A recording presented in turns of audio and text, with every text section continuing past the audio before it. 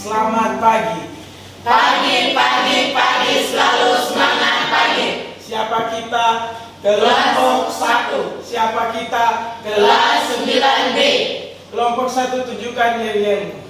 Kami kelompok 1 bersiap untuk ujian, rajin belajar dan tetap semangat untuk jadi. Presentasi ujian akhir semester kelas 9 tahun pelajaran 2022-2023 kurikulum gotong royong. Yang terhormat Bapak Kepala Bidang Kurikulum Dinas Pendidikan, Bapak Kepala Seksi Pengelolaan, Bapak Pengawas SMP Negeri Buti, Bapak Ibu Guru, Bapak Ibu Perwakilan Peserta Didik. Pada pagi hari ini kami akan mempresentasikan 5 mata pelajaran melalui 4 tahap, yaitu yang pertama faktual, pengamatan, konseptual, mencari informasi, prosedural, proses, dan yang keempat metakognitif atau manfaat. Selanjutnya kami akan membuka dalam bahasa Inggris dan bahasa Mandarin. Good morning, our teachers and our friends. Thank you for coming in our presentation today. Let me introduce myself and my partner. I am Tepil Federasi. I am Mario Kaise. I am Yulet Rosalia GFC. I am Bertira Yakukamas. I am Yulet Tongku. I am Sabila Federasi. I am Delia Lame. I am Ellen Pastor. I am Rosmawati. I am Renardi Putra. Nama Waniga Pemeka. Di sini lemari termaksud benda bangun ruang sisi datar, dan lemari di sini memiliki alasan karena dia memiliki ruang dan bentuk persegi panjang. Terus yang nomor 2 ialah pot bunga. Pot bunga di sini termaksud benda bangun ruang sisi lengkung. Alasannya karena di sini pot bunga itu dia memiliki bentuk kerucut terpancung. Tempat sampah di sini termaksud benda bangun ruang sisi lengkung karena memiliki bentuk seperti tabung. Di mata pelajaran bahasa Indonesia tentang konseptual, pengertian diskusi dari Muhammad Uzar Usman 2008 bagian 94 menyatakan bahwa diskusi adalah sekelompok orang yang datang untuk mencari informasi. Saya akan menjelaskan hal utama pada diskusi pro dan kontra. Hal yang paling utama dalam diskusi pro dan kontra adalah yang pertama isu. Isu adalah masalah yang dibahas dalam diskusi. Yang kedua moderator. Moderator adalah pemimpin dalam diskusi, rapat dan musyawarah dalam diskusi. Yang ketiga tim pro. Tim pro adalah tim pendukung argumen, dan yang keempat tim kontra yang adalah tim penentang argumen. Jumlah orang yang terlibat dalam diskusi itu adalah 2 atau lebih. Bentuk interaksi dalam diskusi adalah dengan cara mendengarkan atau menyampaikan pendapat hasil dari masing-masing anggota diskusi. Pembahasan diskusi adalah suatu topik atau dengan tema tertentu. Mencari materi diskusi pro dan kontra tentang tata ruang kelas yang baik, dan kami akan menampilkan video kami.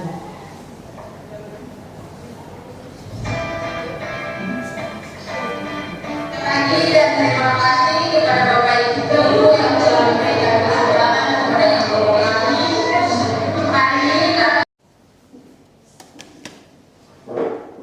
Perkenalkan, kami dari kelompok 1 kelas 9B. Di sini kami akan menyampaikan perasaan kami dalam mempelajari mata pelajaran bahasa Indonesia ini. Tentunya kami sangat senang dalam mempelajari mata pelajaran ini karena kami mendapatkan manfaatnya, seperti kami mengetahui apa itu diskusi, langkah-langkah dari diskusi, ciri-cirinya, serta tujuannya. Itu saja dari kelompok kami. Sekian. Good morning, thanks for asking to me. Today I would like to explain about advertisement.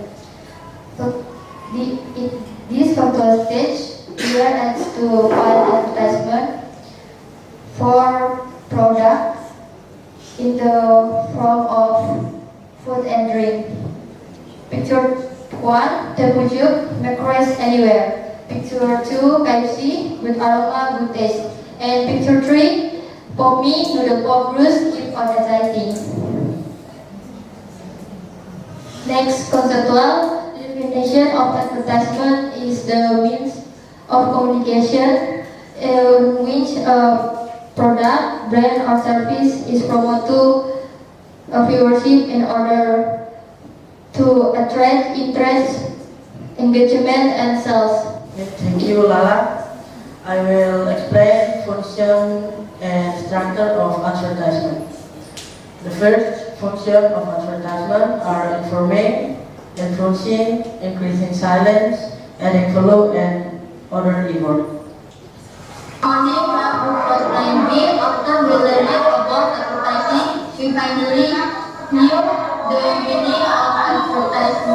Advertising purpose is and meaningful, also makes people happy. Pada tahap faktual, mata pelajaran IPS kami diminta untuk mewawancarai staf TU tentang berapa banyak jumlah siswa yang ada di SMP Negeri Putih berdasarkan agama dari tahun 2018, 2019, dan 2020. Inilah videonya, silakan simak.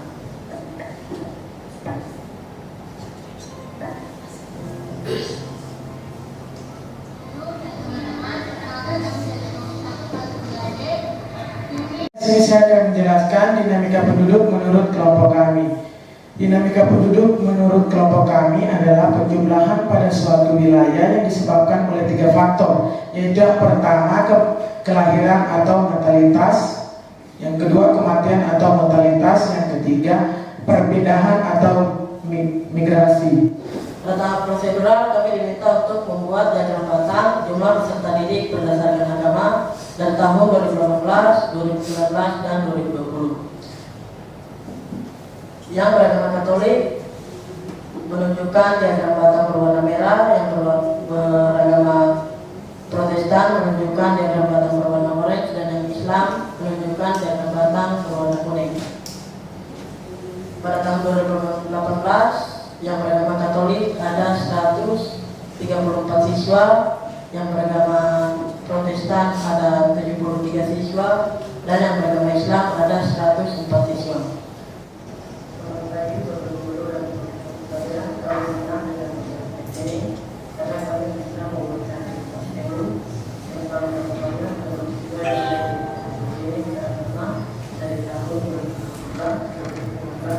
Faktual kami diminta untuk mengamati ilustrasi partikel materi dan membuat contohnya, dan yang kami gunakan contohnya sedotan.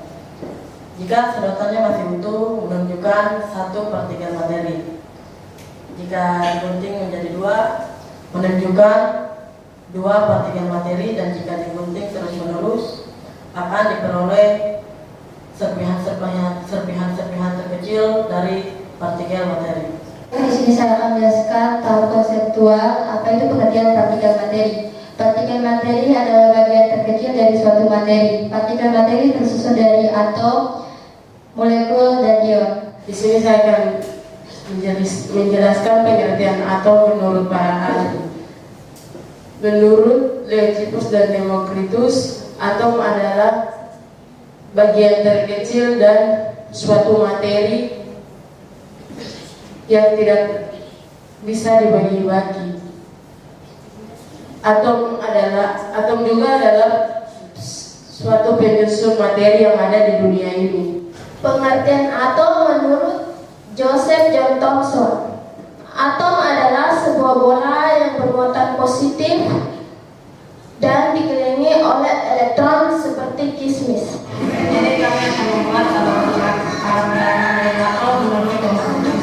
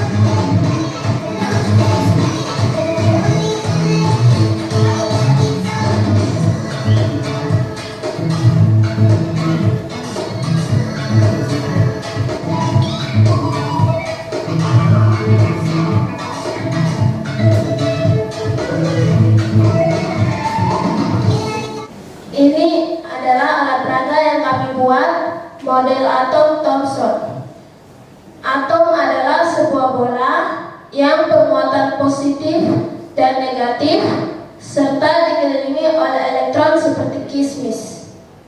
Di sini saya akan menjelaskan tentang tahap faktual.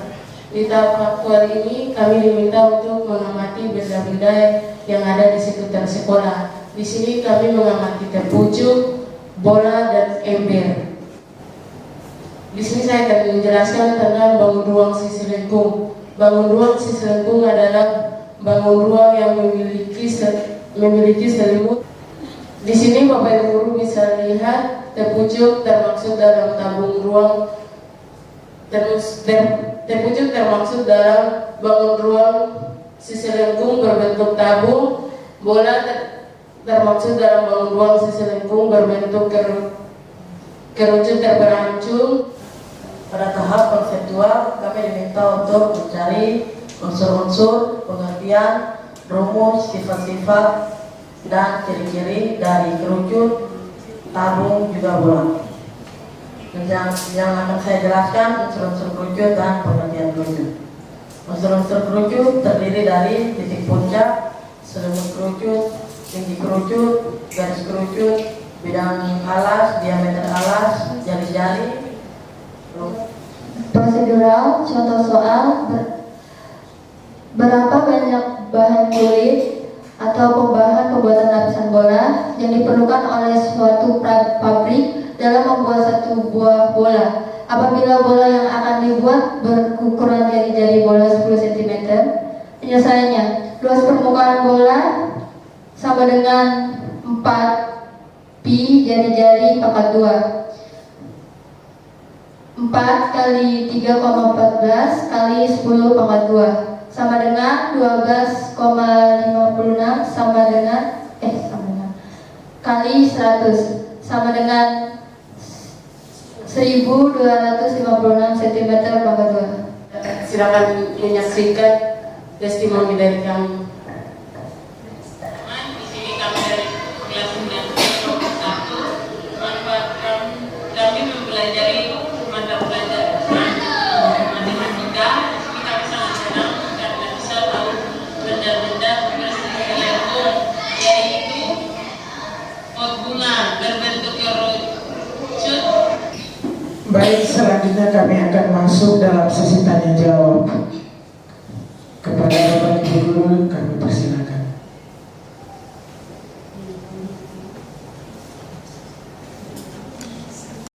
Selanjutnya kita akan memasuki dalam sesi tanya jawab, di mana tim penilai akan memberikan 2 pertanyaan. Untuk pertanyaan pertama, saya berikan kesempatan kepada Ibu Guru pengampu mata pelajaran matematika sebagai pilot project, kemudian dilanjutkan dengan Ibu Guru pengampu mata pelajaran bahasa Inggris. Waktu dan tempat saya persilakan.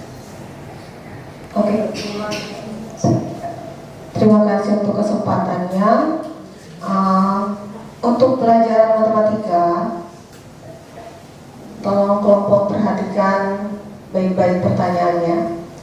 Apa manfaat dari penerapan ilmu bangun ruang sisi lengkung yang kamu rasakan dalam kehidupanmu sehari-hari?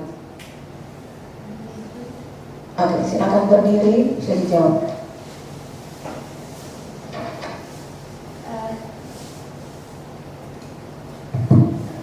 Coba bayangkan kalau bola kaki berbentuk kotak. Apakah itu akan lebih jauh menyenangkan? Makanya kita harus belajar mengenai tentang bangun ruang sisi lengkung. Itu saja dari kami. Oke, terima kasih ya. Berarti itu gunanya penerapan ilmu bangun ruang sisi lengkung dalam kehidupan sehari-hari ya. Oke, terima kasih. Waktu dan tempat saya kembalikan. On the slide of conceptual and conceptual ya. Okay, for group 1, can you explain about the persuasive, imperative, and informative? Can you explain about persuasive, imperative, and informative.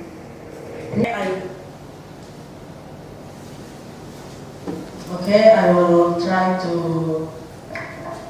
answer the question from it.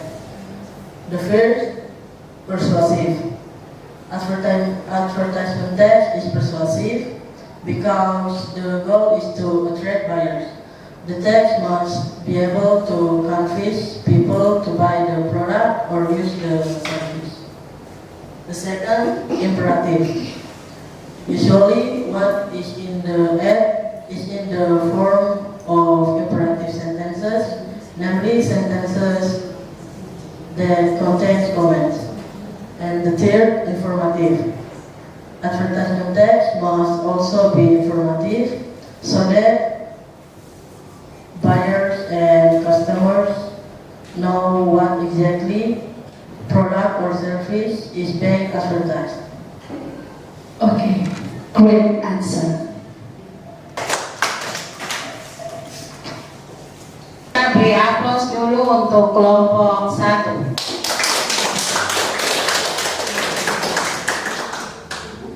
Ya, terima kasih kelompok 1.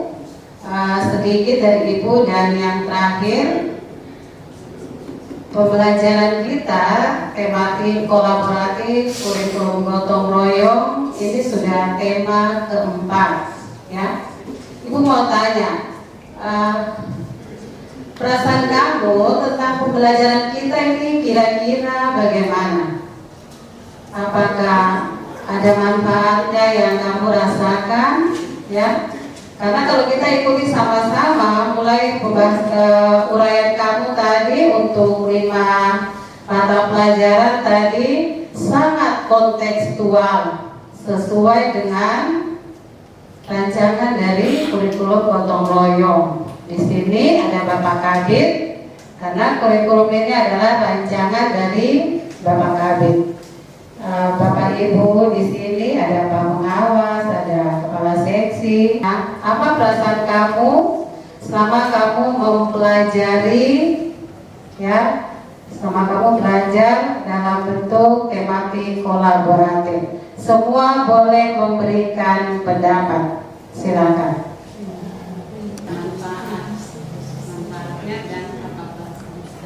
Perasaan kami dalam mempelajari tematik kolaboratif ini tentunya kami sangat senang, dan manfaatnya juga kami jadi bisa melatih diri untuk memberanikan diri, dan juga melatih kita untuk pandai berbicara di depan orang lain.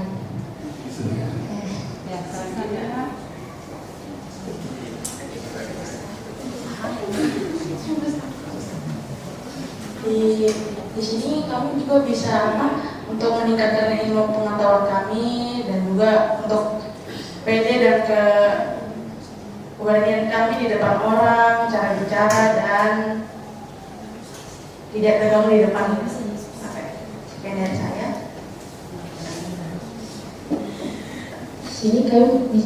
Di sini kami senang. Terima kasih. Di sini kami merasa senang dan bisa saling membantu dalam pekerjaan yang Bapak Ibu Guru kasih, dan kami juga bisa tampil di depan Bapak Ibu Guru dan teman-teman. Di sini perasaan dari saya. Sekian dan terima kasih. Kalau untuk saya sangat senang dengan cara presentasi ini, karena kami dilatih bicara di depan umum, dan ketika kami melanjutkan ke perguruan tinggi, misalnya kuliah dan lain sebagainya, kami sudah tidak kaget lagi dengan dengan presentasi tersebut, karena kami sudah terbiasa di SMP. Itu saja dari saya. Sekian dan terima kasih. Pesan saya dalam mengikuti tema kurikulum gotong royong ini, tentu saja kami merasa senang karena bisa pasti dalam menggunakan komputer atau laptop juga bisa tampil mempresentasikan materi-materi yang kami buat di laptop. Mungkin itu saja dari saya. Iya, kalau dari saya sangat senang masuk di SMP Putih saya sudah bisa kenal apa itu komputer dan apa itu presentasi di depan. Dan sampai saat ini dari kelas 1 sampai sudah kelas 3 saya sudah terbiasa. Cuman tadi di depan saya agak gugup, minta maaf ya. Terima kasih untuk teman saya. Di sini saya sangat senang sekali untuk pelajaran tematik kolaboratif ini, di mana kami menjadi lebih percaya diri lagi untuk tampil di depan Bapak Ibu guru, serta kami juga bisa mengetahui apa itu pembelajaran dari materi yang diberikan oleh Bapak Ibu guru secara presentasi. Mungkin ke depannya lagi kalau kita mau masuk perguruan tinggi, kami tidak takut lagi ya untuk beradu tampil di depan umum. Mungkin itu saja dari saya. Sekian dan terima kasih.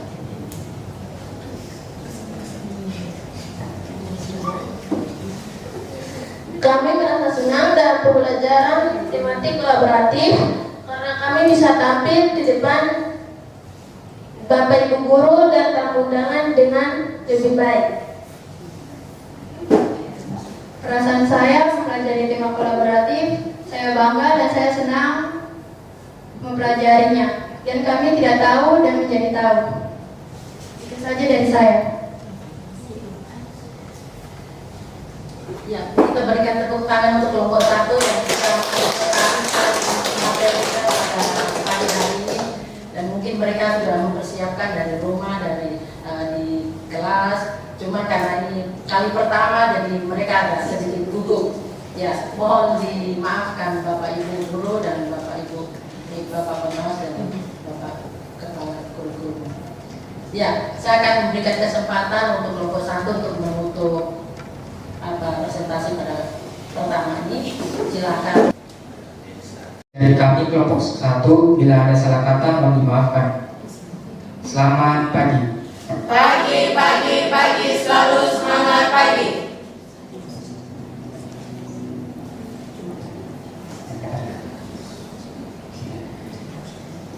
That's all for our presentation today, and thank you so much for your attention.